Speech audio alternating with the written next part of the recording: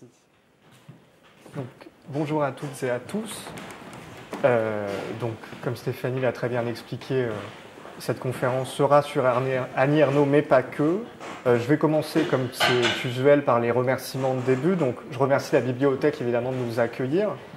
Remerciement un peu spécial, puisqu'aujourd'hui, c'est mon dernier jour de contrat en tant que moniteur étudiant dans cette bibliothèque. Donc, ça fait plusieurs années maintenant que je travaille dans cette bibliothèque. C'est un peu une deuxième maison pour moi. Donc, je suis très content de faire une conférence sur Annie Ernaux ici même pour le dernier jour de contrat.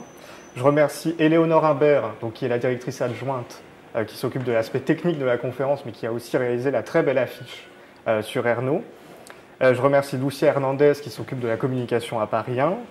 Et je remercie ensuite d'autres lieux qui ont affiché l'affiche sur Ernaux, donc la librairie Vrin, la librairie de philo, place de la Sorbonne.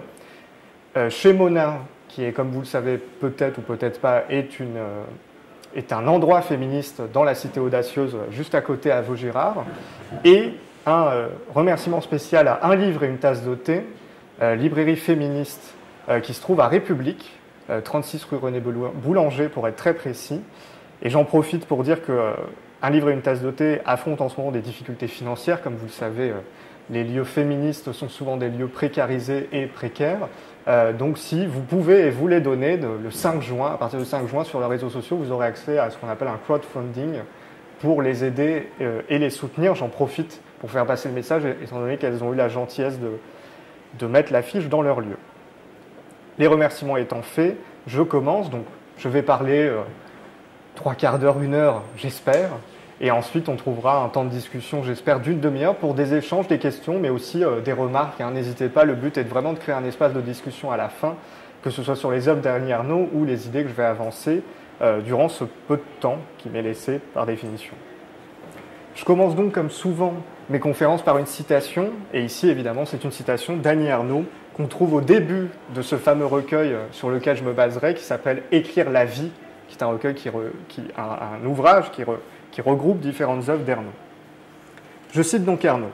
« Je n'ai pas cherché à m'écrire, à faire œuvre de ma vie, je me suis servi d'elle, des événements, généralement ordinaires, qui l'ont traversée, des situations et des sentiments qu'il m'a été donné de connaître, comme d'une matière à explorer, pour saisir et mettre au jour quelque chose de l'ordre d'une vérité sensible. » Cette citation, comme tant d'autres que vous découvrirez tout au long de cette conférence, participe d'un effort constant chez Ernaux, non pas de créer une fiction à partir de sa vie, non pas de transformer ce qu'elle a vécu en objet littéraire, mais bien de concrétiser une vérité sensible, d'essayer par l'écriture d'être au plus près d'écrire au plus près ce qu'elle a vécu et d'être au plus près de son propre vécu. D'où l'idée de littérature du vécu sur laquelle je reviendrai en conclusion et qui, je l'espère, se dessinera par esquisse au sein des différentes parties. En lisant les livres d'Ernaux, j'ai commencé à lire Ernaux juste après l'obtention de son prix Nobel, comme beaucoup de gens. 2 caractéristiques m'ont frappé et m'ont donné l'idée justement de cette conférence. Tout d'abord, le style. Les mots choisis, ou plutôt les mots qui justement ne sont pas choisis, pour rester au plus près de la réalité. Quand Ernaux parle de sexe, de mort, de pauvreté, de honte, elle ne substitue pas un mot par un autre, elle ne cherche pas un effet de style littéraire, elle reste au plus près de la réalité, au plus près de ces mots qui tendent constamment vers ce qu'elle a vécu. Ernaux nous dit ce qui est, ce qui a été, cherche, par l'écriture, à fournir au lecteur et surtout aux lectrices un point de vue, une fenêtre ouverte sur sa vie, les événements qui l'ont traversée. Que ce soit la tentative de meurtre qui ouvre la honte, l'avortement dans l'événement, ou bien le fameux été 58, sur lequel je reviendrai longuement, Ernaux ne cesse d'établir un lien avec le vécu, avec la réalité qui se veut sans détour. L'écriture de Ernaux, qui va beaucoup nous occuper aujourd'hui, ne se présente pas comme une littérature figée, mais comme une volonté constante de se dire sans se créer, de raconter sans inventer. Ce qui m'a ensuite frappé chez Ernaux, c'est justement cette capacité de dire, ou cette capacité à dire les événements, souvent douloureux et tragiques, mais aussi de joie et de plaisir, et de les dire sans chercher à les nuancer ou à en éroder l'expérience concrète. Cette écriture directe dont j'ai parlé permet à Ernaux d'écrire sur ces événements en cherchant à les rendre concrets, en cherchant à les retranscrire dans toute leur réalité. La charge mentale d'une mère dans La femme gelée, la relation obsessionnelle dans Se perdre, la vie et la mort d'un père dans La place. Cette conférence est donc liée à ces 2 sujets majeurs des livres d'Ernaux que j'aborderai au cours de la conférence. Cependant, en lisant les œuvres d'Ernaud, une question persistait dans mon esprit. Comment expliquer l'engouement, notamment féministe, pour Ernaud? Comment se fait-il que ces événements personnels puissent avoir un écho auprès d'autres personnes? Qu'est-ce qui, chez Ernaud, permet de considérer ces livres comme des témoignages importants au sein de la lutte féministe? C'est en répondant, entre autres, à ces interrogations que je tenterai ici d'expliquer l'importance et la force des livres d'Ernaud. Donc on va parler de littérature, on va parler de littérature féministe et on va parler d'engagement par l'écriture, d'engagement féministe. Dans une première partie, j'explorerai le rapport complexe qu'entretient Ernaud avec l'écriture et la littérature en considérant ce que cela implique de raconter sa vie. Dans une deuxième partie, je prendrai le rapport au corps comme enjeu important des livres d'Ernaud, tout en faisant une comparaison avec la pensée de Fravométrie que je présenterai brièvement. Pensée complexe puisqu'elle est toujours en cours, par définition, puisque les deux personnes dont je vais parler sont encore vivantes. Dans une troisième partie, j'expliciterai la portée féministe que peuvent avoir les livres d'Ernaud en considérant le vécu comme enjeu majeur de la lutte féministe. J'aborde donc la première partie que j'ai intitulée « Écrire sa vie », qui est évidemment un jeu de mots avec le recueil dont je vous ai parlé qui s'appelle « Écrire la vie », Ernaud et l'écriture, son rapport complexe à l'écriture. C'est une question quasi constante chez Ernaud. Comment écrire ces choses, nous dit-elle au début d'Écrire la vie? Le problème majeur qu'elle rencontre, c'est mettre littéralement des choses sur ce qu'on lit, mettre des mots sur ce qu'on vit selon l'expression consacrée. Elle en parlera dans son discours pour le prix Nobel qu'elle a tenu il y a quelques mois. Comment, dit-elle, ne pas s'interroger sur la vie sans le faire aussi sur l'écriture? C'est ce rapport que j'interrogerai dans cette première partie. Le principe d'abord d'écriture d'Ernaud, c'est de revenir aux choses vécues qui est impossible. Ce retour aux choses vécues, il est par définition impossible pour Ernaud. Il y a toujours une distance entre l'écriture et la vie. Ce que je désire, écrit-elle, est impossible, c'est revivre les choses. L'écriture est justement ce qui permet cette mise à distance bénéfique pour raconter notamment des événements tragiques. Je cite encore Ernaud, « Revivre tout, mais sans la douleur. » Cette chose-là n'existe que dans l'écriture, par l'écriture. L'écriture est donc un moyen de dire ce qui peut difficilement se dire comme moyen d'affronter ce problème et de le concrétiser. Ce qui est intéressant chez Ernaud, ce qu'on verra, c'est que l'écriture ne permet pas de dépasser la douleur, mais de l'affronter, non pas de la figer, mais justement de la rendre assez vivante et en même temps de l'écarter par le rapport à l'écriture. L'écriture n'est donc pas un moyen de revivre les choses, elle écarte cette possibilité, mais elle parle, et c'est une expression très intéressante, de les retenir. Voilà ce que dit Ernaud. Je n'aime réellement qu'écrire parce que c'est retenir la vie. Ernaud fait part de cette inquiétude dans Mémoires de fille, le roman publié, enfin l'ouvrage qu'elle publie en 2016 sur les événements de 58, j'y reviendrai. Voilà ce qu'elle écrit. Un jour, il n'y aura plus personne pour se souvenir. Ce qui a été vécu par cette fille, nul autre, restera inexpliqué, vécu pour rien. C'est un travail sur la mémoire qui est constant chez Ernaud. Comment l'écriture, comment écrire ses livres permet de retenir ce moment où elle fait face à son père qui est en train d'essayer de tuer sa mère dans le sous-sol de leur maison en Normandie, ce moment de l'avortement, ce moment de l'été 58. Il y a toujours cette capacité chez Ernaud, par l'écriture, de retenir les événements, et il faut bien le dire en tant que lecteur ou lectrice, de nous les faire revivre d'une manière parfois très, très dure, très violente, très réelle, très concrète. Travail donc de mémoire chez Ernaud. Voilà ce qu'elle écrit dans La Honte.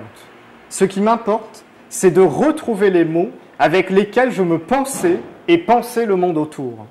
Raconter ce qui s'est passé en étant celle que l'on est maintenant, tout en adoptant, et c'est là la magie aussi de la littérature, tout en adoptant cette position de retour concernant celle que l'on était. Cela implique par définition pour elle de ne pas faire de récit. Pas de fiction chez Ernaud. Voilà ce qu'elle écrit. Naturellement, pas de récit qui produirait une réalité au lieu de la chercher. Littérature du concret, et même parler de littérature chez Ernaud, c'est complexe, on le verra après. Style direct, brut, c'est en partie pour ça qu'elle est adorée ou détestée. Elle le dit dans L'écriture comme un couteau, je reviendrai aussi sur cet ouvrage qui est une sorte de retour sur sa propre écriture. Tout l'enjeu consiste, nous dit Ernaud, à trouver les mots et les phrases les plus justes qui feront exister les choses, voire en oubliant les mots, à être dans ce que je sens être, sans être une écriture du réel. Il y a vraiment un accès au réel par la littérature, tout en pensant les limites. C'est sûrement ça qui fait la grande force de l'écriture d'Ernaud, c'est qu'elle est toujours échouant et réussissant dans ses limites. Difficulté aussi, on le sait, à dire certains événements. On pense à La Honte, qui raconte donc la tentative de meurtre du père d'Ernaud envers sa mère. C'est une question constante chez Ernaud, notamment en ce qui concerne des événements aussi difficiles que celui raconté dans l'événement qui raconte son avortement. Voilà ce qu'écrit Ernaud. C'était une chose qui n'avait pas de place dans le langage. Voilà ce qu'elle dit sur son avortement et sur les épreuves qu'elle a dû affronter. Elle le dira aussi dans Les Années, livre qui est littéralement celui d'une époque insérée dans une vie. Si vous l'avez lu, Les Années, c'est à la fois une espèce de roman d'époque sur toutes ces années justement d'Ernaud et en même temps une implication constante dans sa vie, d'une vie insérée dans une époque, donc le rapport constant entre les deux. L'avortement, voilà ce qu'écrit Ernaud dans Les Années, un mot imprononçable. L'écriture d'Ernaud, en tentant constamment d'évoquer l'événement tel qu'il est vécu à ce moment-là, permet de le dire sans transgresser cette volonté de chercher la réalité. Il faut bien être conscient que quand Ernaud écrit littéralement l'avortement, un mot imprononçable, c'est déjà un acte de subversion, puisqu'elle l'écrit, elle le prononce, elle fait acte de littérature en prononçant ce mot. Donc ça suppose un rapport à la littérature qui est, comme j'ai déjà dit, extrêmement complexe, mais très intéressant, puisqu'elle en a fait un livre entier. Mot imprononçable sur lequel je fais un livre entier quand même. Importance des mots, donc, comme ce qui permet de rendre concret un moment, une époque. La place est un exemple typique. Parler de son père, de sa situation sociale, tout en évoquant une époque, une classe sociale évidemment. Pour cela, retranscrire le vécu, les mots des individus. Voilà ce qu'écrit Ernaud. Simplement parce que ces mots et ces phrases, donc elle parle là des mots et des phrases que son père a pu prononcer, qu'elle a entendues à l'époque. Elle essaye de nous replacer dans cette espèce de langage de l'époque. Simplement parce que ces mots et ces phrases disent les limites et la couleur du monde où vécut mon père, où j'ai vécu aussi. Et l'on n'y prenait jamais un mot pour un autre. Elle parle évidemment de son écriture et des phrases de son père insérées dans le livre. Encore une fois, idée de retenir la réalité vécue. En citant son propre père et les mots prononcés à cette époque-là, Ernaud nous fait revivre une époque, une classe, une manière de parler qu'elle ne pourrait raconter autrement. C'est ça la force d'Ernaud. Ce qu'elle nous dit, il y a des moments du vécu, notamment des vécus d'une femme, on en reparlera, qui sont indicibles dans une littérature fictionnelle ou trop abstraite. Ne jamais prendre un mot pour un autre. Je pense que c'est tout ce qui pourrait qualifier l'écriture d'Ernaud. Rapport donc par définition complexe avec cette exigence, entre l'écriture et la réalité, le vécu.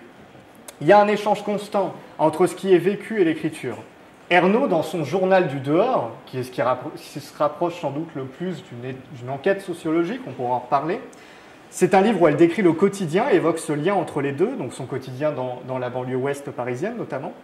Je m'aperçois, nous dit Ernaud, que je cherche toujours les signes de la littérature dans la réalité. Interdépendance donc constante des deux chez Ernaud dans sa pratique d'écriture. Ernaud, on le sait, écrit aussi sur l'intime, sur sa propre vie et celle des êtres qui nous entourent. Cela implique constamment ce rapport complexe entre le vécu et la littérature. Vous l'avez compris, c'est l'argument principal de la conférence. Lorsque Ernaud raconte sa mère et notamment sa fin de vie avec la maladie d'Alzheimer, elle pense la littérature comme un moyen de raconter cela tout en se plaçant à un niveau qui tient en respect la littérature. Voilà ce qu'écrit Ernaud. Mon projet est de nature littéraire, puisqu'il s'agit, encore une fois, elle le dit, de chercher une vérité sur ma mère qui ne peut être atteinte que par des mots. Mais, et c'est important, je souhaite rester d'une certaine façon au-dessous de la littérature. Rester en dessous de la littérature, c'est aussi retenir la vie, rester proche du vécu. Ne pas obtenir une œuvre qui soit déconnectée du réel, déconnectée des souffrances, des errances de sa mère à ce moment-là. Preuve en est le journal « Je ne suis pas sorti de ma nuit » qu'elle publiera en 97. Une femme qui raconte donc sa mère l'est en 88. Donc 9 ans après, elle publie « Je ne suis pas sorti de ma nuit », journal qui porte pour titre une phrase de sa mère. Elle dit qu'elle n'imaginait pas autre chose qu'une phrase de sa mère pour justement retracer ce journal-là. Où elle évoque l'importance pour elle de ne pas publier quelque chose d'écrit. Voilà ce qu'elle dit dans « Je ne suis pas sorti de ma nuit ». Mais pour rien au monde quelque chose d'écrit. Elle souligne d'écrit. Horreur d'imaginer un livre sur elle. La littérature ne peut rien. La littérature ne peut rien. Très, très intéressante. Elle parle évidemment de la fin de vie de sa mère. Elle va publier un journal qui sera complètement distinct donc d'une femme. Toujours chez Arnaud, il y a cette réflexion entre les journaux et les œuvres publiées qui seront en communication et en divergence parfois constante. Le premier livre raconte sa mère, une femme, le deuxième raconte sa fin de vie, sa maladie. Là encore, Ernaux s'attache, concernant les drames, les événements difficiles, à rester fidèle à ce qui est vécu. Le vécu et la littérature se rejoignent. Voilà ce qu'écrit Ernaux. « Quand j'écrivais sur elle après les visites, est-ce que ce n'était pas pour retenir la vie ?» Toujours la même idée. Retenir la vie en lui restant fidèle, tout en reconnaissant la distance impliquée par l'écriture.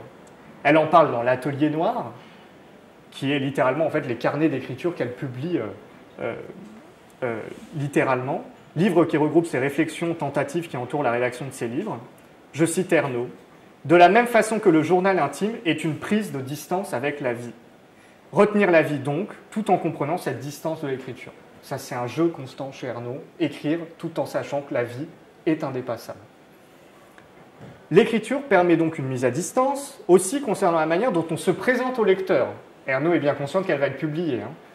En tout cas, au moment où elle publie ces ouvrages-là, on est en 2000. Donc Ernaux est très connue, elle est vraiment déjà une autrice plus ou moins installée malgré les querelles et les polémiques. Racontant une aventure obsédante avec un homme, c'est notamment le livre Se perdre, qui est vraiment un ouvrage très perturbant, Ernaux est consciente du risque, évidemment, inhérent à se raconter. Voilà ce qu'écrit Ernaux. Éviter aussi ce qui, tout en étant vrai, donnerait une image de moi peu gratifiante. L'ordre de la vérité ne peut être que dans l'écriture, non dans la vie. Écriture sans détour, donc, notamment sur le plan sexuel, ce qui explique, comme vous ne l'ignorez pas, les attaques misogynes et sexistes qui ont eu lieu contre Ernaux. On lui a notamment reproché ce style direct, cette manière de parler de sexe de manière totalement ouverte et crue. Vous remarquerez que c'est souvent ce qu'on dit quand une femme raconte l'intime. Puisque quand c'est un homme qui le raconte, on appelle ça Belle du Seigneur, on appelle ça Michel Houellebecq, on appelle ça de la grande littérature. Quand c'est une femme, on appelle ça Annie Ernaux. Ce qui est bien dommage pour la simple et bonne raison que quand vous racontez le vécu directement et sans filtre, eh bien voilà ce que c'est le vécu d'une femme. Elle raconte tout simplement son aventure avec un homme. Donc voilà, cette séparation entre les mots et ce qui est vécu, j'y reviendrai bien sûr sur le féminisme. Cette séparation entre les mots et ce qui est vécu, elle en parle dans l'Atelier noir concernant ce qu'ils disent ou rien. Ce qu'ils disent ou rien, c'est un ouvrage vraiment intéressant puisqu'il parle de l'été 58 sur lequel elle revient dans Mémoire de fille. Et il y a à peu près une vingtaine d'années, je crois, entre les deux, une vingtaine, trentaine d'années entre les deux. C'est l'un de ses premiers, ce qu'ils disent ou rien. Elle écrit donc « Le désir de montrer le divorce des mots et de la réalité ». Donc en fait, chez Ernaux, on a constamment cette espèce de chiasme, cette rencontre constante entre le vécu et la littérature, soit qu'ils peuvent s'expliciter l'un l'autre, tout en étant indépassables, soit qu'ils peuvent se dire, tout en ne se rencontrant jamais vraiment. C'est le principe du chiasme en poésie. Ça se croise et en même temps, par définition, c'est divergent. Idée de rester fidèle donc à la vie, au vécu. Dans Se perdre, voilà ce qu'elle écrit. « Il n'y a qu'une chose qui compte pour moi, saisir la vie, le temps, comprendre et jouir. » Je parle souvent d'écriture dans cette conférence, mais c'est parce qu'Ernaux refuse les étiquettes. Je vous parlais tout à l'heure de la complexité d'utiliser le terme de littérature. Voilà ce que dit Ernaux. « Je ne suis pas écrivain. J'écris, puis je vis. » Donc ça, elle l'écrit quand même dans Se perdre. C'est-à-dire qu'elle a quand même écrit une dizaine de livres depuis ça. « Je ne suis pas écrivain. » Phrase intéressante, « J'écris, puis je vis », puisque les livres d'Ernaux correspondent plutôt à l'inverse. « Je vis, puis j'écris ». En témoigne cette phrase dans son interview à Libération qu'elle a donnée en décembre 2022. « Il me semble que j'ai passé ma vie à ressentir les choses et que j'écrivais pour les comprendre. » Rapport donc ambigu au vécu. On le voit aussi dans Le jeune homme, publié en 2022, où elle raconte sa relation avec un homme beaucoup plus jeune qu'elle, où le livre s'ouvre avec cette phrase « Si je ne les écris pas, les choses ne sont pas allées jusqu'à leur terme, elles ont été seulement vécues. » Elles ont été seulement vécues.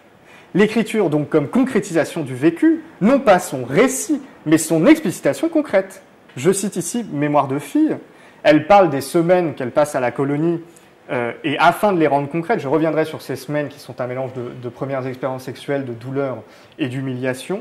C'est sûrement l'un des événements les plus durs à lire chez Ernaux. Pour les scruter au plus près, Voilà ce que dit Ernaud sur ces semaines de colonie en 58, pour les scruter au plus près et les faire exister réellement par l'écriture. Ou encore en parlant de la colonie elle-même, tant que je n'y étais pas entré de nouveau par l'écriture, pas demeuré des mois et des mois, je n'en étais pas parti. Elle écrit ça dans Mémoire de fille, publié en 2016. Et Mémoire de fille raconte les événements de 58. Je n'en étais pas parti, même après toutes ces années. L'écriture n'est pas une interprétation du vécu, mais le prolongement même de celui-ci. Mais l'écriture change aussi le rapport au vécu, à la manière de vivre. Je cite Ernaud, « Est-ce que je vis d'une manière différente parce que j'écris ? Oui, je pense, même au plus profond de la douleur. Difficulté dont cette conférence veut rendre compte, ou en tout cas essaye, ambivalence intéressante et indépassable chez Ernaud.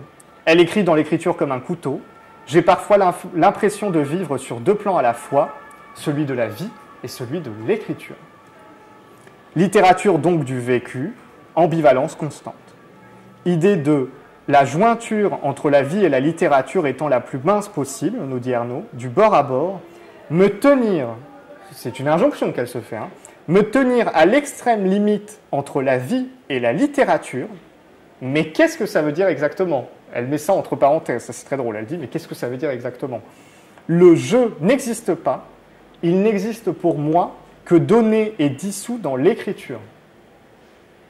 Mais qu'est-ce que ça veut dire exactement ? C'est vraiment la question que je me suis posée en préparant cette conférence, c'est quel est son rapport à l'écriture ? Avant de me rendre compte qu'en fait c'était ça son rapport à l'écriture, cette ambivalence constante, cette indétermination constante dans l'écriture. C'est ça qui fait la force d'Ernaud. C'est ça qui fait qu'à 82 ans, elle est encore en train d'annoncer un grand roman style Les Années à Libé en décembre 2022. Vous voyez ? Elle est encore dans ce processus d'écriture. Ou encore ce qu'elle écrit dans Mémoire de fille, un soupçon, 2 points.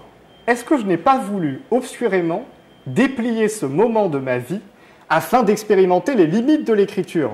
Ça pourrait valoir pour tous les livres d'Ernaud. Pousser à bout le colletage avec le réel. Et entre parenthèses, elle finit là-dessus, je vais jusqu'à penser que mes livres précédents ne sont que des à peu près sous ce point de vue. Des à peu près sous ce point de vue. On est en 2016. C'est ce qui rend en fait les livres d'Annie Ernaux incroyables, j'y reviendrai. C'est la force de la littérature d'Ernaux. C'est pour ça qu'elle échappe à certaines formes de définition ou de formes figées. Comme elle raconte sa vie, par définition, la littérature d'Ernaux est impraticable, est éternelle et donc profondément continue. C'est pour ça qu'en 2016, elle peut revenir sur des événements de 58. Elle ne les a pas encore traversés par l'écriture, et donc elle a besoin de le faire. L'écriture comme un couteau, donc c'est un ouvrage dont je vous ai déjà parlé, c'est le résultat en fait d'une discussion par mail entre Ernaud et Frédéric Yves Janet, qui est un écrivain, qui échange avec elle justement sur la question de l'écriture. Livre très utile pour moi, il faut bien le dire, publié en 2002-2003, puisqu'ils discutent de littérature et d'écriture ensemble. Ernaud, dans cette discussion, récuse l'idée qu'elle aurait une œuvre. Je préfère écriture, écrire, faire des livres, qui évoquent une activité en cours. Voilà pourquoi je parlais de la difficulté de parler de littérature chez Ernaud. Nécessité donc de l'écriture chez Ernaud, non pas, par contre, du statut d'œuvre ou de littérature. Voilà ce qu'elle écrit. Je ne me pense jamais écrivain. Ça revient quand même très souvent chez Ernaud. Je ne suis pas écrivain, je ne me sens pas écrivain. Juste comme quelqu'un qui écrit, qui doit écrire. Ce qui, vous l'avouerez, est une très bonne définition de ce qu'est un écrivain quand même. Quelqu'un qui doit écrire, c'est quand même généralement ce qu'on retrouve chez les écrivains.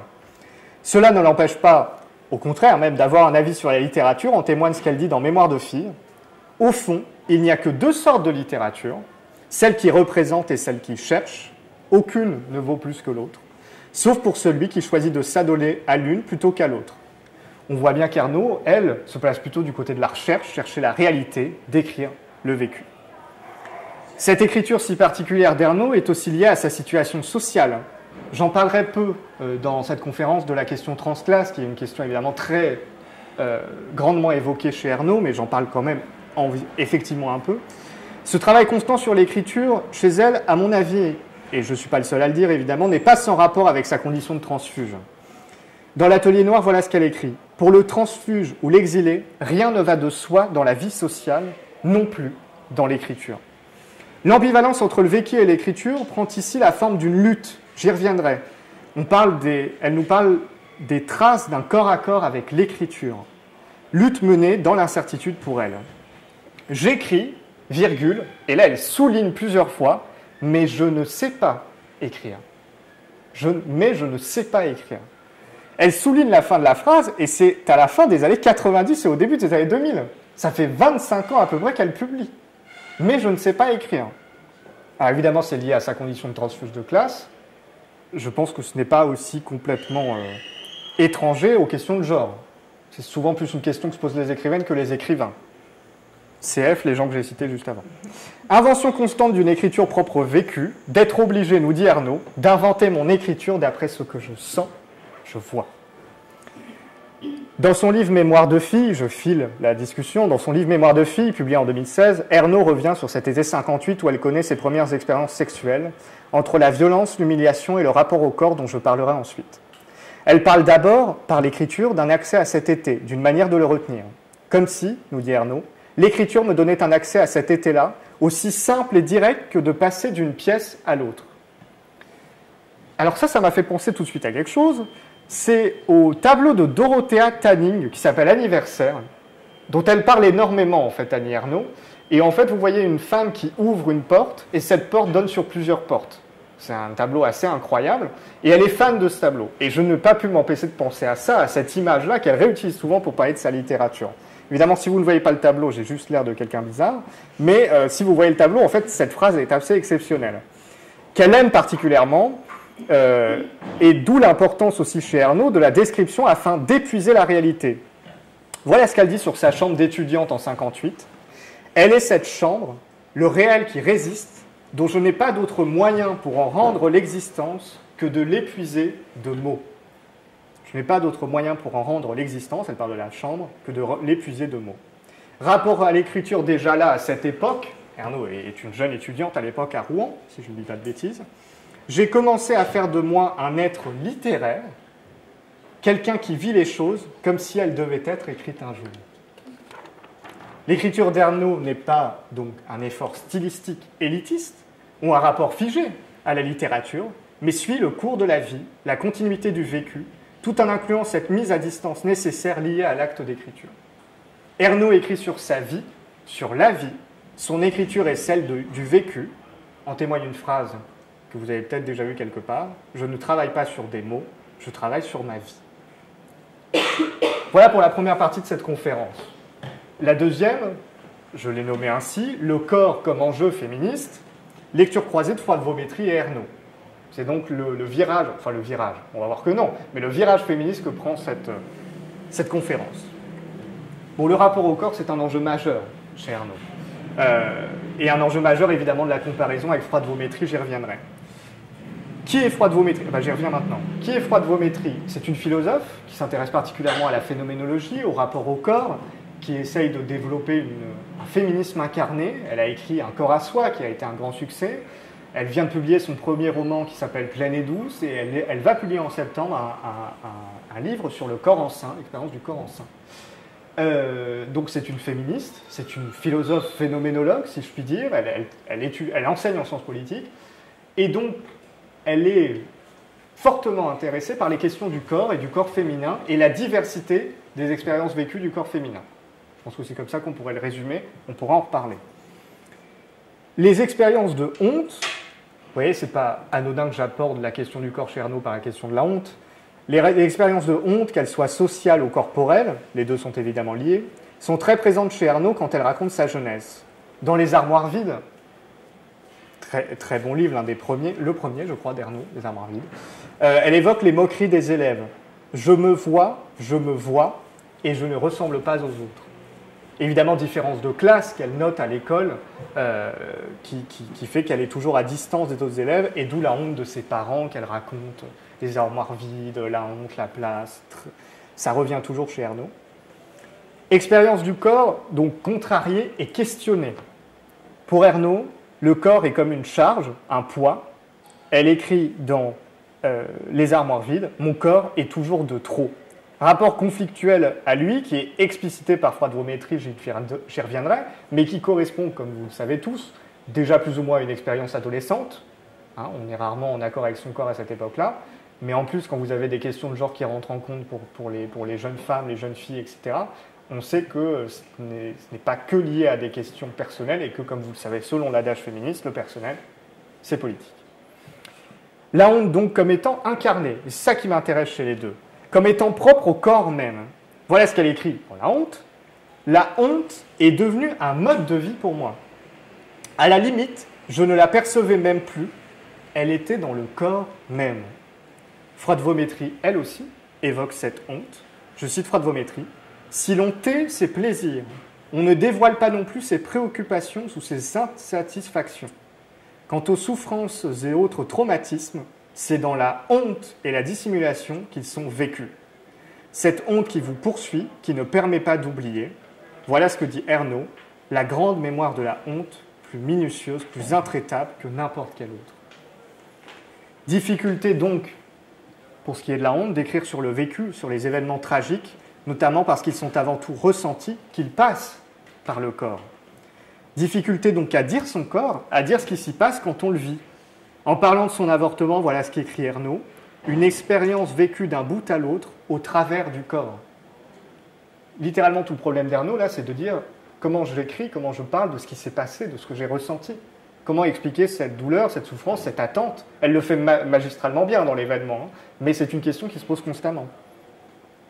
Ernaud décrit ce phénomène d'enfermement des femmes, notamment de leur corps. Dans La femme gelée, qui est un bouquin assez génial où elle parle de son expérience de jeune prof, où elle doit s'occuper des gamins, où elle ne peut plus sortir, où elle ne peut plus écrire, où le mari, évidemment, fait ce qu'il peut, comme d'hab. Elle évoque son envie de plaire, son corps soumis au regard des hommes, son envie d'être une femme. En tourniquant, voilà ce qu'elle explique, donc elle parle évidemment des injonctions liées à la féminité. Hein. En tourniquant devant la glace de l'armoire à 14 ans, il ne manquait que le regard de l'autre. Pour moi-même, j'étais déjà apparence. 14 ans. Hein. Cette surveillance jalonne la vie d'Ernaud. Voilà ce qu'elle dit. Le corps tout le temps sous surveillance, encarcané, alors pris dans des carcans, hein, ça veut dire ça, brusquement éclaté en des tas de morceaux, les yeux, la peau, les cheveux, dont il fallait s'occuper un à un pour atteindre l'idéal. L'idéal, c'est quoi? C'est la figure féminine. C'est la féminité telle qu'elle est présentée par une société patriarcale, hein, disons les mots. Le corps exhibé dans ses moindres détails, on voit là qu'il est quasiment déconstruit, déconfit par le regard, et attention constante donc portée à l'apparence qui suivra Ernaud toute sa vie. Et elle n'est pas la seule. Ce qui n'est pas au moins le cas pour les hommes, comme le souligne Ernaud dans Ce qu'ils disent ou rien, c'est une phrase qui est très intéressante. Je me regardais avec horreur. Est-ce que les garçons se regardent dans la glace et se disent « je me fais horreur » Question ouverte. Ce qui s'est passé en 58 revient souvent, mémoire de fille, ce qu'ils disent ou rien. Ce qui s'est passé en 58, c'est une honte proprement féminine. En parlant des humiliations subies relatives à sa sexualité dans la colonie dans Mémoire de fille, donc elle vit là ses premières expériences sexuelles, qui sont des expériences qu'on peut qualifier de douloureuses, qui sont pour certaines, Froide-Vométrie, je crois, dans son œuvre, parle même de viol à un moment. Ernaud ne dit pas ce terme, c'est pour ça que je n'emploie pas ce terme, mais quand vous lisez les descriptions, on est clairement sur une relation non consentie, ça c'est certain. Elle parle donc de ces hontes qui sont liées aussi à sa liberté sexuelle qu'elle aura dans cette colonie. C'est-à-dire que tout le monde se moque d'elle et la qualifie de termes que je ne peux pas vous dire ici parce que c'est filmé, liée parce qu'elle a une sexualité libre. Alors que ses partenaires, évidemment, sont vus comme des champions et les rois de la colonie. Voilà ce qu'elle dit à propos des humiliations dans Mémoire de fille. Honte des rires et du mépris des autres. C'est une honte de fille. Voilà, c'est écrit clairement par Ernaud, c'est une honte de fille. Liberté sexuelle chez les femmes qui donne lieu quasiment constamment, pour parler constamment, à des reproches. Expérience particulière pour Ernaud qui sent bien que ce qui s'est passé a avant tout été ressenti. Voilà ce qu'elle écrit. Ce que je voudrais comme forme pour 58, donc elle cherche à comment écrire ce livre, qu'elle donne non pas un sens, mais peut-être le sentiment, non pas un sens, mais peut-être le sentiment du sexe, de l'être dans le monde à un certain moment de la vie. Ce qui s'est passé cet été 58 correspond à des bouleversements qui sont évoqués par Froide-Vométrie elle-même. À l'occasion d'un événement, nous dit Froide-Vométrie, processus bouleversement corporel, elles, les jeunes filles notamment, et les femmes en général, elles éprouvent généralement la sexuation de leur existence, tant sur le plan intime de leurs affects, les expériences sexuelles d'Ernaud par exemple, que sur le plan social de leur rapport au monde et aux autres, l'humiliation qu'elle subit due à cette liberté-là. Cet été est aussi l'été où son corps est avant tout corps pour l'autre, dans le plus tragique du sens malheureusement. Froide-Vométrie parle explicitement de mémoire de fille. Alors ça, c'était génial pour moi. Elle parle littéralement d'Annie Ernaux dans ses bouquins, donc j'étais très content, puisque j'ai eu l'idée, avant de lire Froide-Vométrie, de lier les deux. Dans Le corps des femmes, qui est un super bouquin d'histoire de la corporéité des femmes, dirait Froide-Vométrie, sûrement. De corps, elle n'en a plus. Voilà ce que dit Froide-Vométrie sur Ernaux. De corps, elle n'en a plus. Il n'est plus rien, et c'est l'autre qui est tout.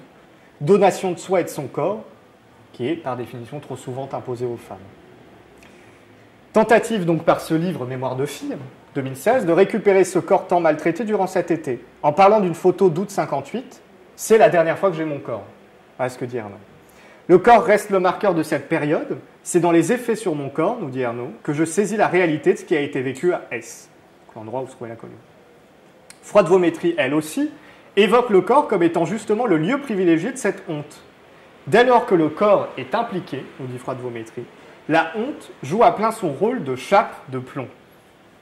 Froide-Vométrie, encore, évoque aussi la particularité propre au fait de raconter ce qui est propre au corps, ce qui est vécu dans sa corporéité, dirait Froide-Vométrie, car le corps parle parfois bien plus fort que tous les mots. Sûrement quelque chose qui équivaut aussi à Ernaux et à sa recherche de littérature. En témoigne ce qu'elle dit dans son roman Pleine et douce, et c'est pas du tout anodin que Froide-Vométrie se mette à la littérature, commence à écrire des romans. Voilà ce qu'elle écrit dans Pleine et douce, en parlant justement, et c'est intéressant, d'une relation non consentie. Ce que j'ai subi, seul mon corps l'a raconté.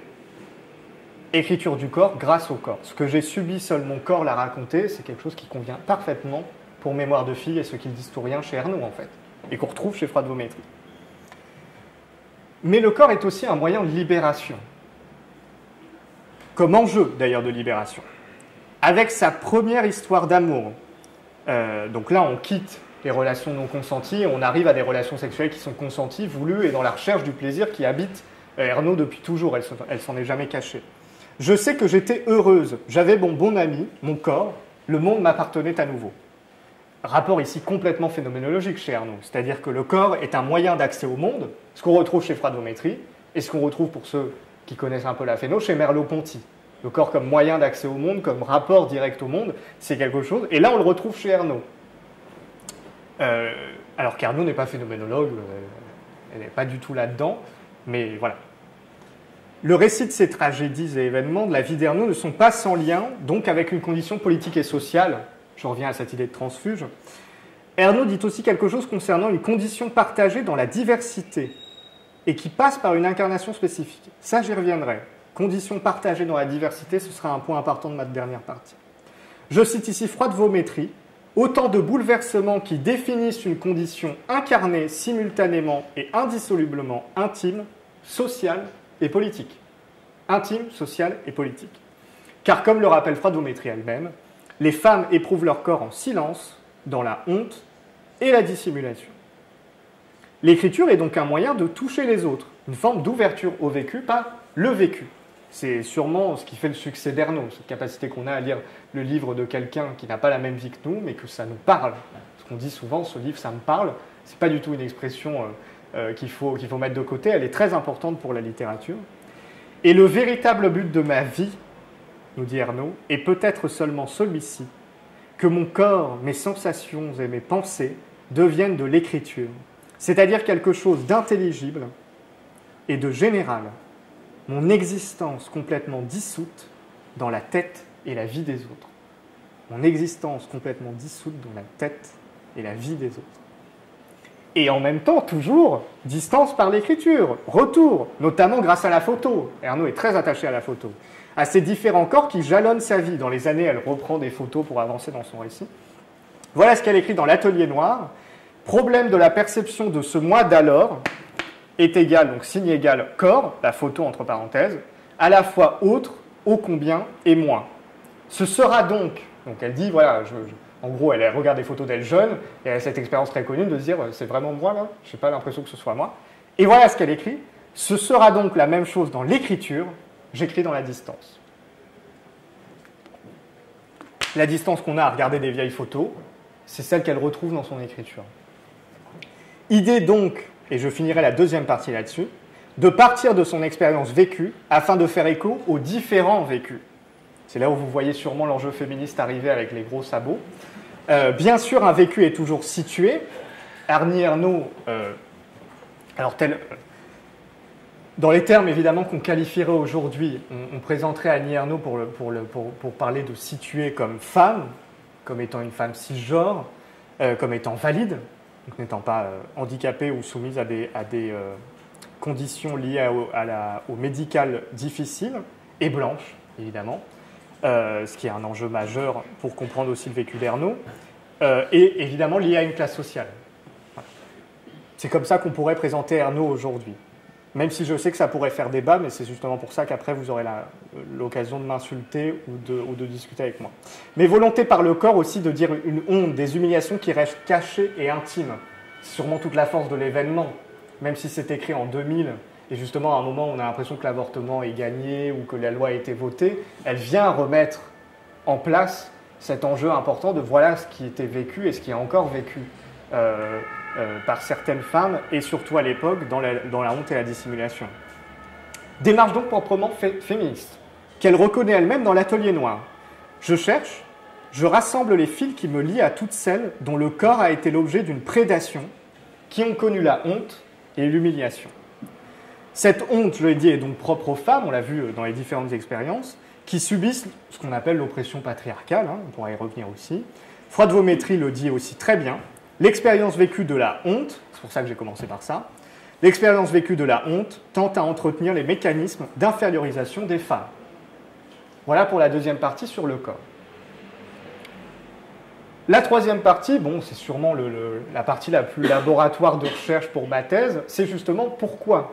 Pourquoi, souvenez-vous des questions du début, pourquoi des œuvres qui racontent la vie d'une personne, extrêmement située, c'est-à-dire une jeune fille au fin fond de sa campagne normande, avec des parents épiciers, etc., qui effectivement après devient celle qu'on connaît, Annie Ernaux, pourquoi ça nous fascine tant? Qu'est-ce qui intéresse chez Ernaux? Et qu'est-ce qui est aussi peut-être rebutant chez Ernaux? Qu'est-ce qui fait qu'on l'aime comme on la déteste? Qu'est-ce qui fait au fond cette simplicité de l'écriture qui est en fait une complexité, un rapport complexe au vécu, etc.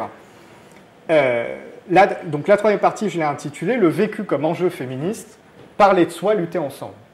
Voilà le titre de la troisième partie.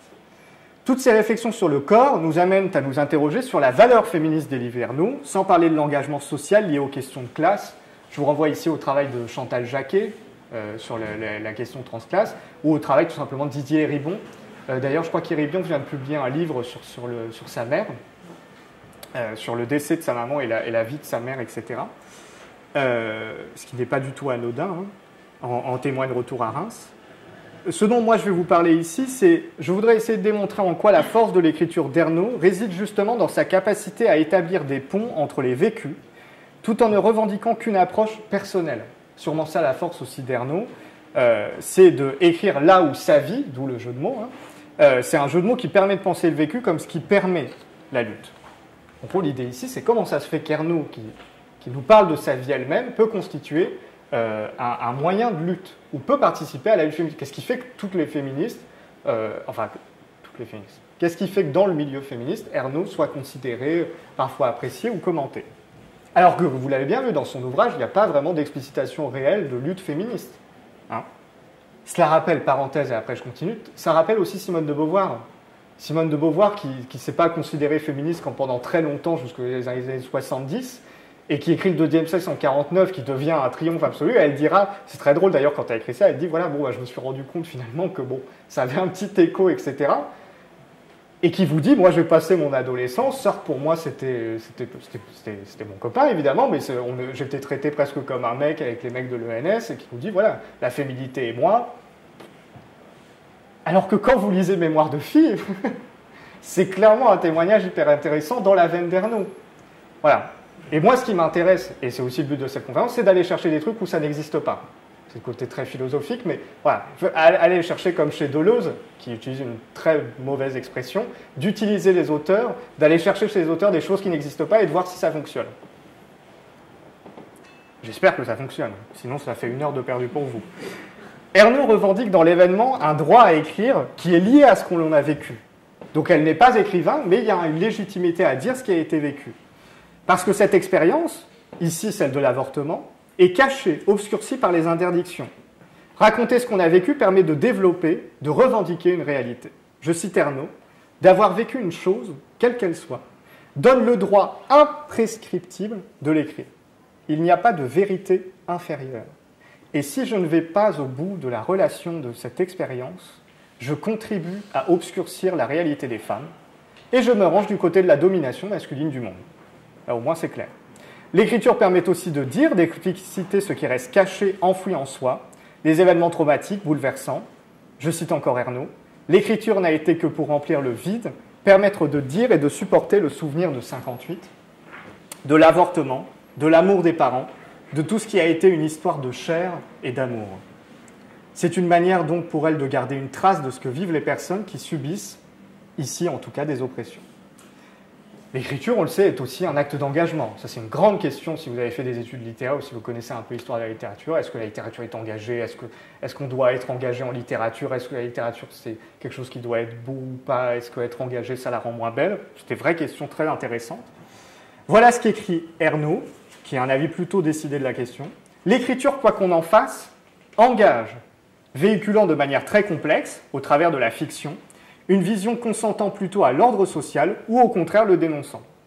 Et c'est dans ce texte qu'elle utilise la fameuse formule « j'écrirai pour venger ma race ». On pourra reparler de cette formule qui évidemment pose beaucoup de questions, elle y est revenue.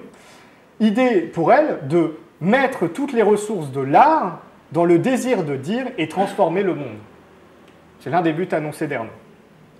Légitimation donc de la diversité des vécus. Voilà ce qu'elle écrit dans Journal du dehors. Il n'y a pas de hiérarchie dans les expériences que nous avons du monde.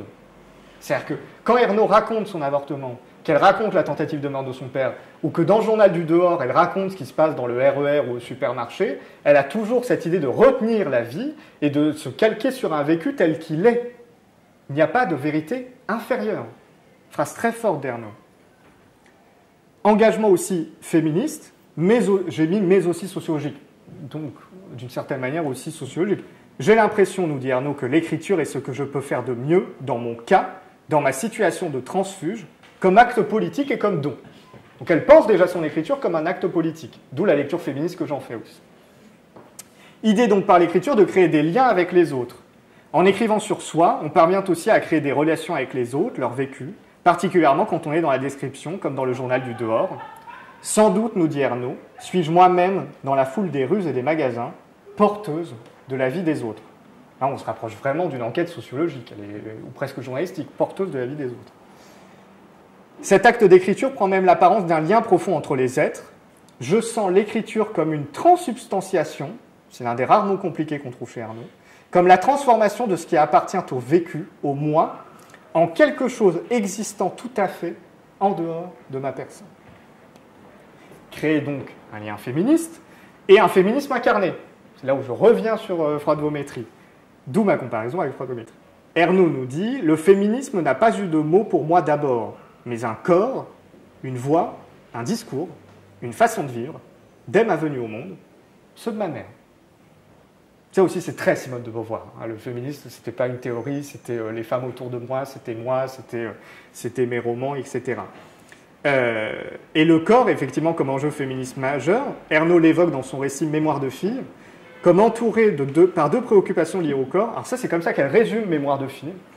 Je m'aperçois que ce récit est contenu entre deux bornes temporelles liées à la nourriture et au sang, virgule, les bornes du corps. Donc la nourriture, évidemment, c'est les troubles alimentaires que vit Ernaud suite à ses premières expériences sexuelles et à la phase où elle fait face à des problèmes psychologiques importants. Les liens du sang, c'est tout simplement l'obsession qu'elle a pour savoir si elle a perdu sa virginité ou non. C'est vraiment des passages entiers de Mémoire de fille pour savoir si elle a perdu ou pas sa virginité, qui est donc marqué ici, comme on le sait dans l'inconscient collectif, par la présence de sang ou pas. Créer donc une sorte de lien féministe grâce aux expériences particulières. Revenant sur 58, elle écrit, en parlant d'une lettre amoureuse déchirée et publiée à la vue de tous, donc ça c'est un moment particulièrement horrible du moment, où en fait ils affichent une lettre d'amour dans le hall du réfectoire, et évidemment tout le monde se réunit pour se moquer d'elle. Je rapproche aujourd'hui la scène de la lettre et la nuit avec H, donc H qui est le moniteur avec qui elle a une expérience sexuelle. La même impossibilité de convaincre, de faire valoir mon point de vue. Me la repassant encore, elle se dépersonnalise peu à peu. Ce n'est plus moi, ni même Annie D au centre, donc Annie D c'est le nom de jeune fille d'Annie Ernaux. Ce qui a lieu dans le couloir de la colonie se change en une situation qui plonge dans un temps immémorial et parcourt la Terre. Chaque jour et partout dans le monde, il y a des hommes en cercle autour d'une femme, prêts à lui jeter la pierre. C'est exceptionnel d'Annie Ernaux. Chaque jour et partout dans le monde, il y a des hommes en cercle autour d'une femme prêts à lui jeter la pierre. Évidemment, c'est une image, mais c'est une chose extrêmement... en fait, ça touche au but. C'est exactement une phrase parfaite pour raconter cette littérature du vécu chez Ernaux. Froidevométrie parle explicitement. Et vous comprenez donc pourquoi elle a reçu autant d'attaques, etc. C'est vraiment, là, on est dans une littérature qui pour certains, c'est pas du tout de la littérature, à dire. Non, on y reviendra. On y reviendra même longuement, si vous voulez. Froidevométrie parle explicitement de ce lien par l'expérience personnelle. Sur Mémoire de fille, encore une fois, j'ai trouvé une citation de Froidevométrie qui parle d'Ernaux. Voilà ce qu'elle dit. On sait que derrière la singularité du récit et l'intimité de la confidence, c'est une expérience commune qui a été restituée. Le vécu comme point de départ de la lutte, donc comme représentation de ce pourquoi on lutte et celle pour qui on lutte. Le corps et les sentiments liés à celui-ci. Honte à la fois sociale et féministe, entre parenthèses, j'ai été objet. Voilà ce qu'écrit Ernaux. Dans l'Atelier noir, tout en revendiquant une écriture libératrice, ce n'est pas simplement un processus négatif, c'est aussi un processus libérateur, je l'ai dit, écrire et, EST, transformer la honte. Voilà pourquoi elle revient en 2016 sur des événements de 58. Écrire, c'est transformer la honte. Donc même Ernaux, qui a 70 ans passés, doit revenir sur cette honte-là. La littérature du vécu, l'objet de cette conférence, rappelez-vous, permet de transformer non seulement un événement isolé en marqueur commun, mais aussi de transformer la manière dont ces événements nous marquent.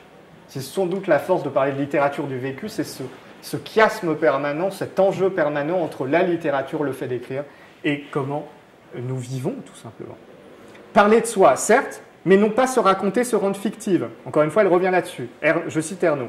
« Je ne construis pas un personnage de fiction. Je déconstruis, le mot interdit en ce moment, je déconstruis la fille que j'ai été. Je déconstruis la fille que j'ai été. Dire ce qui a été vécu, ce qui a pu être vécu par d'autres, de manière à la fois différente et commune. C'est le principe même du vécu. C'est à la fois quelque chose de très personnel, et en même temps, ça peut rejoindre d'autres vécus. Voilà ce qu'elle dit dans son discours pour le prix Nobel. Il ne s'agit pas pour moi de raconter l'histoire de ma vie, ni de me délivrer de ses secrets, mais de déchiffrer une situation vécue, un événement, une relation amoureuse, et dévoiler ainsi quelque chose que seule l'écriture peut faire exister et passer, peut-être, dans d'autres consciences, d'autres mémoires. Donc la littérature comme une forme de passation, comme une forme de communication consciente.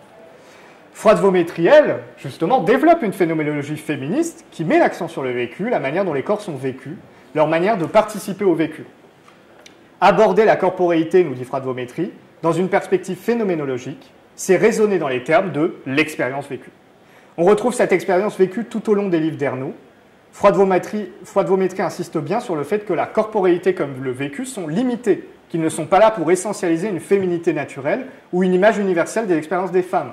Je cite Froidevométrie, l'expérience vécue de la corporéité féminine, où est le décalage entre Ernaux et Froidevométrie, on sent la philosophe, là, l'expérience vécue de la corporéité féminine, ne renvoie à aucun universel, ni aucune essence, mais doit se décliner à travers le prisme de l'entremêlement, on retrouve cette idée de croisement, des facteurs de discrimination et d'oppression. Ernaux, comme Froidevométrie, évoque la corporéité au prisme d'une intimité qui n'est jamais étrangère aux codes sociaux, à ce que Christine Delphi, philosophe et féministe très connue, a appelé l'oppression sociale. Ce qu'a vécu Ernaux est propre à sa vie, mais peut faire écho à d'autres expériences, d'où le succès féministe de ses livres, selon moi, mais on pourra en reparler. Idée pour Froidevométrie d'un récit de soi, parce que Froidevométrie insiste aussi pour écrire à la première personne, voilà comment elle le justifie. Récit de soi jusque dans ses aspects les plus intimes, les plus émotionnels, les plus incarnés, qui convient donc parfaitement à Ernaux, tout en reconnaissant la diversité de ses vécus. Je cite encore Froidevométrie. Toutes les femmes ne vivent pas les expériences incarnées selon les mêmes modalités, ni dans les mêmes registres, ni avec la même intensité. Camille Froidevométrie revendique une écriture de soi qui n'est jamais isolée, jamais étrangère à la lutte. Ma méthode d'écriture en première personne, nous dit-elle, qui consiste à partir du récit de soi pour l'entremêler aux voix d'autres femmes de façon à tisser une trame d'expériences vécues, susceptible de susciter une prise de conscience et de nourrir l'élan politique. Parler de soi, lutter ensemble. Signifie que la diversité des prises de parole, donc parler de soi, lutter ensemble, signifie que la diversité des paroles et des prises de parole et la capacité d'écoute que nous devons développer concernant ces différents vécus constituent des enjeux majeurs d'une lutte féministe qui combat des oppressions qui marquent les corps et blessent la chair des personnes concernées. En écrivant, Ernaux réussit à parler de soi en évoquant une situation commune, le patriarcat, ses conséquences, la situation sociale d'une jeune fille dans une classe sociale désavouée, méprisée, etc. Pouvoir dire ce que l'on vit, écrire sur ce que les corps subissent, c'est déjà explorer les manières de s'émanciper, c'est déjà commencer à lutter. Et je conclurai là-dessus. Le vécu, celui d'Ernaux ici, est donc constamment ambivalent. Il est à la fois une expérience vécue personnelle, indépassable, propre à chacun et à chacune, mais il est aussi un possible témoignage qui peut entraîner une solidarité, une reconnaissance qui permettent de penser le vécu comme une nécessité au sein des luttes. L'importance d'écouter et de diversifier les vécus constitue un enjeu majeur pour la lutte féministe. Parler donc de vécu chez Ernaux peut se comprendre si l'on suit les définitions de ce terme. Je me base ici sur les définitions du CNRTL, qui sont le trésor de la langue française. Ça, c'est les vieilles névroses de l'étudiant en littérature. J'avais besoin de justifier pourquoi parler de littérature chez Ernaux. Et donc, j'ai cité le TLF, parce que comme ça, tout le monde est content, personne ne remet en cause le TLF, c'est comme l'Académie française, qui appartient à l'expérience de la vie qui s'est passée réellement. Première définition. Qui appartient à l'expérience subjective. Deuxième définition. Et enfin, expérience vécue, réalisée, réalité telle que... expérience vécue, réalité telle qu'elle a été vécue. Voilà les trois définitions. Reprenons donc ces trois définitions et voyons si elles correspondent à Ernaux. Bon, oui, parce que sinon, j'aurais pas écrit la conférence. Concernant la première définition, les livres d'Ernaux sont constamment fidèles à son vécu. Elle dit ce qui s'est passé réellement. Concernant la deuxième définition, les livres d'Ernaux ne cessent de nous plonger au cœur même de ce qui est vécu personnellement, au cœur même des doutes, des angoisses, des peines, des plaisirs, des souvenirs de l'autrice, restant au plus près de son expérience subjective. Enfin, concernant la troisième définition, Ernaux reste attaché à cette volonté de dire ce qui s'est passé tel qu'elle l'a vécu, essayant parfois de recréer l'ambiance d'une époque, l'expérience vécue, propre à un moment de sa vie. Dès lors, parler de littérature du vécu chez Ernaux m'est apparu comme une évidence, comme ce qui correspondait le mieux afin d'expliciter la particularité des écrits d'Ernaux et leur portée féministe. L'invisibilisation des vécus des femmes, la silenciation constante des personnes opprimées, la négation pure et simple de ce que certains vivent au quotidien, peuvent être érodées par la parole, par ces vécus qui, par leur diversité et leur ipséité, le fait qu'ils soient propres à une personne et pas à une autre, participent d'un effort constant afin de dire ce qui est. Et ça, c'est le moment où je perds beaucoup de gens dans la salle. Je cite ici Audre Lorde, féministe carabéo-américaine, c'est pas une africaine-américaine, elle vient des Caraïbes. Dans Sister Outsider, qui est un excellent ouvrage et une des plus grandes figures du féminisme noir, deuxième moment où je perds beaucoup de gens dans la salle, c'est une citation très connue d'Audre Lorde, mais on oublie souvent tout le paragraphe qui est vraiment génial. « Mes silences ne m'avaient pas protégé. Votre silence ne vous protégera pas non plus. » Citation très connue d'Audre Lorde. Mais, à chaque vraie parole exprimée, à chacune de mes tentatives pour dire ces vérités que je ne cesse de poursuivre, je suis entré en contact avec d'autres femmes et, ensemble, nous avons recherché des paroles s'accordant au monde auquel nous croyons toutes, construisant un pont entre nos différences. Ernaux est donc une de ces voix, celle qui brise le silence, qui entre en résonance avec d'autres vécus, afin que nous puissions entendre au loin l'écho inarrêtable de la lutte féministe. Je vous remercie.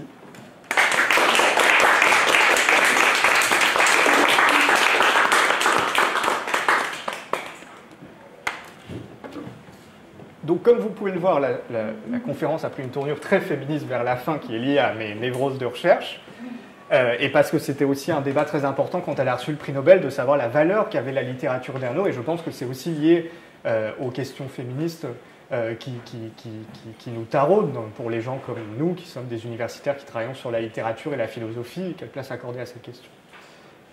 Je vous écoute. Alors, je crois qu'on a un micro qu'il va falloir qu'on fasse passer, non ? Est-ce qu'on a... Non ? Eh bien, vous... On va parler fort. Eh bien, voilà. Souvenez-vous de la conclusion. Donc, si vous avez des remarques, des commentaires, des questions... Ah, dis-moi. Quelque chose qui me vient, c'est plutôt sur la littérature. Oui. La différence, est-ce qu'on peut faire ou pas, en fait, une différence entre l'expérience vécue Oui. et l'autofiction. Je pense à des autrices comme Christine Angot. Christine Angot. Sur l'inceste. Bien sûr. Chloé Delhomme. Chloé Delhomme. Sur justement le meurtre de son père, donc là qui a été allé jusqu'au bout, son père a tué sa mère devant elle. C'est quoi la différence? Pourquoi ces écrits sont qualifiés d'autofiction et pas ceux d'Annie Ernaux? C'est une très bonne question qui du coup pose la question de savoir c'est quoi la différence entre la littérature du vécu et l'autofiction en prenant des exemples comme Angot. Ouais, je répète pour le micro. Hein, je ne comprends pas la différence en fait. Alors je ne sais pas s'il y a une différence entre la littérature du vécu et l'autofiction, parce que je ne pense pas que ce soit contradictoire. Je ne pense pas que, effectivement, chez Ernaux, je pense que les deux sont totalement valables. Le problème de la littérature du vécu, c'est que la définition que moi j'en propose, c'est celle que je veux défendre dans ma thèse. Donc par définition, je suis un peu jugé parti. C'est-à-dire que d'autres personnes pourraient très bien t'expliquer qu'il y a une énorme différence et t'expliquer point par point dans l'histoire de la littérature à quoi ça répond. La différence avec Angot ou Delhomme, je pense qu'elle n'existe pas sur le principe, c'est-à-dire se raconter, etc. Par contre, je pense que, surtout pour Christine Angot, il y a un autre rapport à la littérature.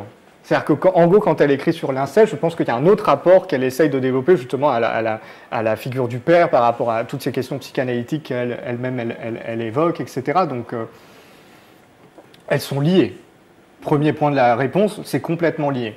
La différence que je ferai, elle est très mince, mais elle porte sur le fait que l'autofiction, on a tendance à la résumer justement, comme son nom l'indique, à une autofiction, c'est à la fois à se rendre, à porter une expérience personnelle à la fiction, ce qui pose un énorme problème chez Ernaux, mais même, est-ce qu'on peut vraiment raconter un événement personnel en littérature sans que ça nous échappe forcément? C'est-à-dire que si moi je commence à raconter ce que j'ai fait hier, ce sera beaucoup moins intéressant qu'Ernaux. C'est pour ça qu'il ne faut pas non plus minorer son talent. C'est-à-dire que la manière dont elle raconte ce qu'elle a vécu est complètement différente. Si vous et moi, on commence à écrire sur notre vécu, ce sera certes intéressant, mais ça n'aura pas la force que peuvent avoir les écrits d'Ernaux. Je le crois, en tout cas. J'ai la prétention de penser que je n'ai pas le talent d'Ernaux. Ou plutôt la modestie. Ce qui fait peut-être la différence, c'est que ce que j'entends par littérature du vécu et ce que j'avais envie de défendre pour cette conférence, c'est l'idée justement qu'en racontant un vécu très personnel, on puisse porter la voix à différentes choses. C'est sans doute ça qui est intéressant. Et ça marche aussi chez Angot. Sans doute, Angot, elle a pu parler à d'autres personnes victimes d'inceste et à la manière dont ça a pu se reproduire. Mais justement, chez les deux, ce qui est intéressant, c'est que c'est jamais la même expérience, mais que ça répond à des modalités communes et à des expériences communes. Donc la différence que je ferai entre les deux, même si ça me pose problème de faire une différence parce qu'elles se croisent, c'est que là où l'autofiction, on a le préjugé que ça reste se raconter soi par soi pour soi, très souvent, les confessions de Rousseau, les récits de Stendhal en Italie. Mais la littérature du vécu, elle a toujours cette fonction, un vécu par définition est tout le temps lié aux autres. Ernaux qui raconte son avortement, toutes les femmes ne sont pas allées dans cette petite rue parisienne pour se faire avorter, mais cette petite rue parisienne, elle ressemble à beaucoup d'autres rues. C'est comme ça un peu que je résumerai la chose. Et c'est cette capacité qu'on a aussi à lire la littérature et à se dire, je n'étais pas là, ce n'est pas moi, mais j'ai connu cette humiliation. Moi aussi, j'ai eu mon mot affiché dans le couloir. Moi aussi, à un moment, des hommes se sont moqués de moi en cercle. Et c'est sans doute ce qui est complètement bouleversant chez Ernaux, même chez des gens qui, comme vous pouvez le voir, ne sont pas... En tout cas, moi, je ne suis pas concerné, je suis voilà, un mec blanc, cisgenre, hétéro, donc je suis vraiment le neutre, la couleur neutre. Vraiment, je suis le type neutre dans la société. Et pourtant, ça m'a absolument bouleversé, parce que aussi, évidemment, j'ai des présuppositions à ça, quoi. Oui, parce qu'en général aussi, les hommes, ils considèrent que c'est des histoires de bonnes femmes. Enfin, voilà, je vais faire un peu la oui, vas-y. Vaut mieux que ce soit toi que quelqu'un que je connais pas. Un peu comme Beauvoir aussi, quand on raconte aussi, bon, parce que les sujets se retrouvent aussi, la mort de sa mère dans Une mort très douce. Tout à fait. Enfin voilà, c'est un rapport sexuel dans l'invité. Tout à fait, oui. Oui, donc voilà, ils disent les histoires de règles, de choses comme ça. Bien sûr. Ils disent, voilà, en gros, c'est des histoires de bonnes femmes, ça ne nous intéresse pas. C'est rare que, je ne sais pas si vraiment les hommes le lisent, je ne sais pas si vous en pensez, si beaucoup d'hommes lisent Annie Ernaux au final. Mon père, mais inspiré par ma mère. Oui, c'est ça. Alors moi, effectivement, là, j'ai l'air tout beau, tout bien parce que je suis dans une conférence, mais évidemment, tout mon travail et toute ma vie repose aussi sur le vécu des femmes qui sont autour de moi. Je commençais à lire du féminisme il y a 2 ans. J'ai 27 ans. J'en ai fait mon sujet de thèse. Donc c'est allé très vite. Alors ça supposait des injonctions chez moi personnelles, mais c'est aussi lié au fait que, en fait, ça demande un truc qui est très rare. C'est une capacité d'écoute. Et ça, c'est un truc qu'on n'apprend pas beaucoup à développer. Voilà.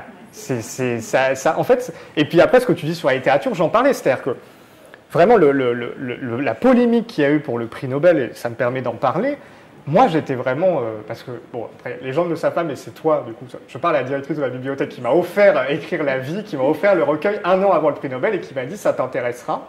Et il se trouve qu'un an après, quand on a vu le prix Nobel, on s'est dit mais attends, c'est parfait, on fait ça pour le quartier du livre. Donc c'est mi-professionnel, mi-personnel, c'est pourquoi je suis là. Mais du coup, c'était parfait.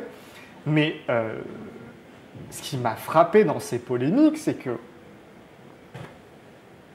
bon, déjà, les gens qui veulent définir la littérature, moi j'ai un problème.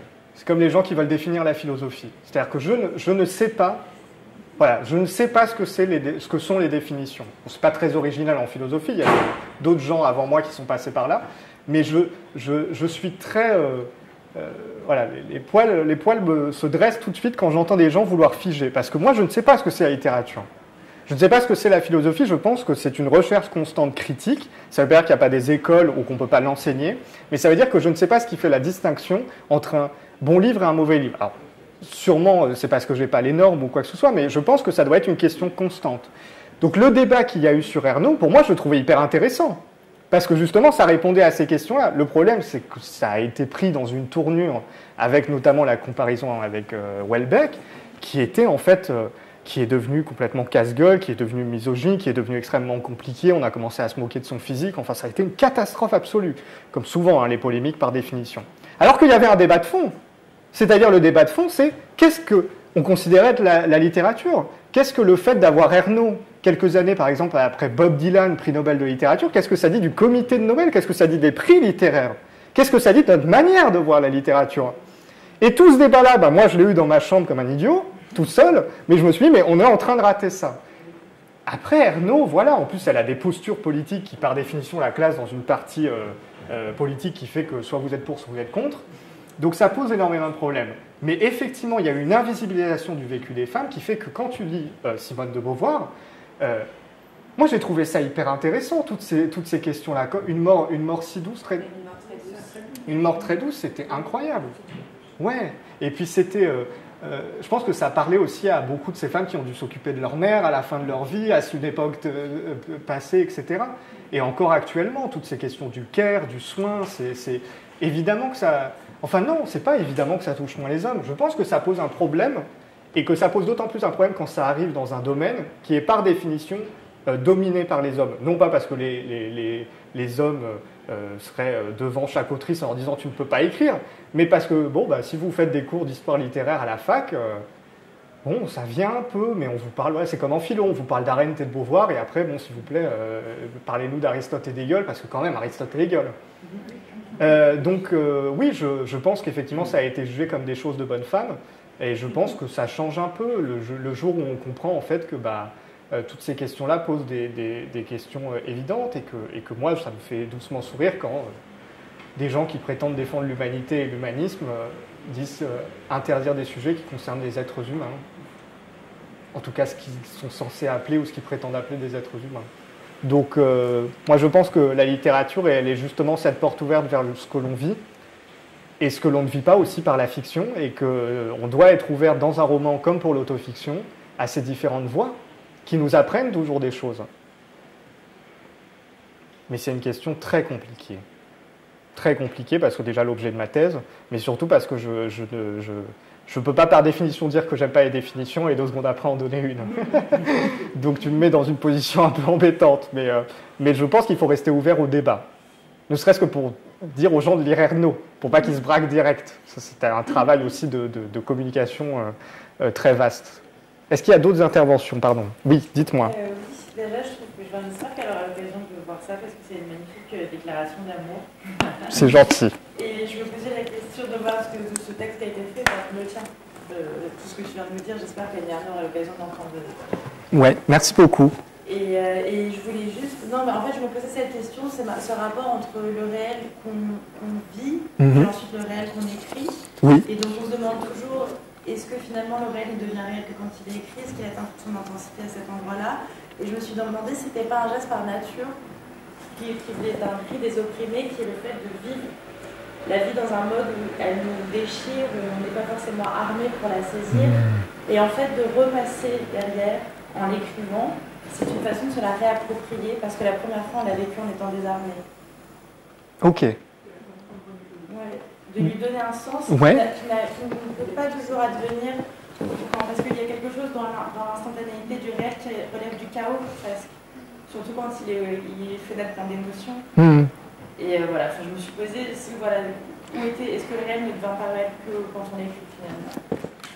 Alors, est-ce que le réel ne devient pas réel quand on écrit, particulièrement pour des situations d'oppression où on ne peut pas dire ce qui se passe oui. Des éléments forts en émotion, y compris quand ils ont l'air triviaux. Ça me fait penser à deux choses. Ça me fait penser à l'écriture poétique et engagée des chicanas, donc les féministes mexicaines et aussi les féministes sud-américaines, donc Gloria Anzaldúa ou d'autres. C'est-à-dire comment, à travers la poésie, on peut raconter l'oppression et notamment les rapports d'oppression qui nous divisent et comment, justement, ces voix qu'on n'entend pas. C'est pour ça que je parle de l'écho inarrêtable. J'avais vraiment comme image dans ma tête de cette espèce de cri, de voix qui portent et qui font une écho dans une sorte de grand paysage que serait le féminisme. Voilà l'image. Je pense que pour les personnes opprimées, et c'est le sujet de ma thèse, la littérature a été un moyen de s'exprimer. Puisque les institutions étaient pour très souvent fermées et que la littérature était considérée comme la fiction, on pouvait parler d'un sujet qui était extrêmement sensible tout en faisant un objet littéraire. Et pour moi, l'exemple typique de ça, c'est Toni Morrison. La force extraordinaire de Toni Morrison, qui est sûrement l'une des plus grandes autrices qui ait jamais posé les pieds sur cette terre, ou plutôt le stylo, c'est d'avoir raconté l'esclavage à travers de la fiction, tout en ayant des expériences vécues concrètes, en s'inspirant d'ailleurs de faits réels. Je vous rappelle que Beloved est inspiré d'un fait réel. Il y a littéralement une femme esclave qui a préféré tuer ses enfants plutôt que de les laisser au colonialisme blanc. Ça vous touche, pour la simple et bonne raison que c'est un vécu qu'on ignorait avant. Et là où je suis d'accord avec vous, c'est que c'est souvent la seule manière de se raconter. Pourquoi Bell Hooks a commencé à écrire des poèmes? Pourquoi Toni Morrison a écrit de la littérature? Elle a écrit de la littérature. Elle a commencé à 40 ans, je crois, à écrire, Toni Morrison. 40 ans. Vous vous rendez compte, à 24 ans près, c'était la retraite et on aurait raté Toni Morrison, vous voyez. 24 ans maintenant, bien sûr. Bien sûr que ça m'interpelle. Et je crois que vous avez totalement raison de dire que la littérature a justement cette capacité d'ouverture qu'on oublie trop souvent à force de discuter de normes, à force de discuter d'école, de pensée, comme la philosophie, à laisser parler ces vécus-là. Je pense que la seule bonne manière de parler de l'oppression, c'est déjà d'écouter les personnes concernées. C'est tout le but de mon travail. Hein. Tout mon travail est basé sur la revendication de l'écoute des personnes opprimées. Voilà le but ultime de ma vie, c'est que les gens viennent à mes conférences, voient l'intervention d'Enzo Loy et repartent avec plein de livres à lire qui ne sont pas les miens. C'est ça le but de ma vie, en fait. C'est que je suis basé sur ces véhicules-là. Et ça demande un respect, une modestie, mais ça demande aussi une découverte constante. Anzaldúa, Toni Morrison, Toniquette Bambara, bon, moi je travaille particulièrement sur le féminisme noir et la littérature noire, si tant est qu'on puisse la définir, et c'est toute la complexité, mais oui, pour répondre à votre question, je pense que la littérature est un point d'accès au vécu des personnes opprimées que nous n'avons que très rarement dans la société. Et c'est un point d'accès particulier parce que ça reste des gens qui écrivent des livres, donc des autrices et des auteurs, mais ça donne à voir quelque chose qui est extrêmement à la fois commun, c'est-à-dire l'oppression des gens autour de nous, et en même temps très invisibilisé. Mais la littérature a toujours été pour moi quelque chose qui permet de ça, qui permet justement de penser, de réfléchir à ces oppressions-là. Et c'est pas anodin d'ailleurs que toutes les personnes que je viens de vous citer ont écrit de la poésie, de la littérature, mais aussi des œuvres dites théoriques. Donc oui, je suis assez d'accord avec vous pour dire que parfois c'est la seule manière de se faire entendre. Est-ce que du coup, pardon, oui, avec plaisir. Est-ce qu'on peut parler d'une forme de réparation Alors pour la réparation, c'est très compliqué. On a quelqu'un ici qui s'appelle Magali Besson qui travaille sur... Ah bah voilà, que vous avez en prof et qui pour la réparation parle très bien de ça. Moi, je pourrais difficilement vous en parler. J'ai la chance d'avoir dans ma vie donc la personne avec qui je suis qui travaille sur la justice restaurative. Elle pourra d'autant plus vous parler de ça. Donc moi, j'apprends grâce à elle sur ces questions-là. Une réparation pour soi aussi avant tout. Ouais. Dans la poésie de Bell Hooks et d'Audre Lorde, il y a vraiment un rapport de prendre soin de soi avant tout et de prendre soin d'une communauté assez ouverte. Mais oui, enfin, si vous écrivez un peu vous-même personnellement, il y a vraiment ce truc, sans aller dans le cliché de la littérature comme psychanalyse, etc.